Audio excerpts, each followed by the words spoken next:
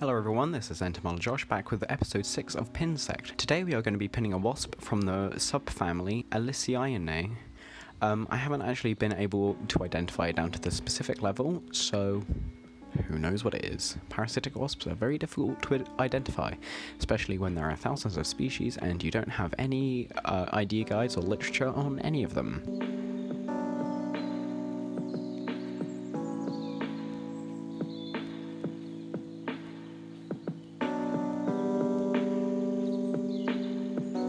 Also, apologies for the very large break that I've had. University has been very busy, and for the first probably month or so I had a cough, so did not really want to record.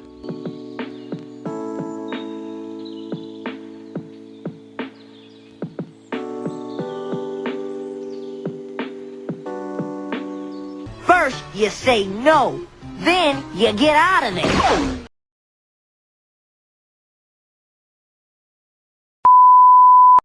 As you can see, I just broke a leg there, and that is because this wasp is so incredibly tiny and delicate.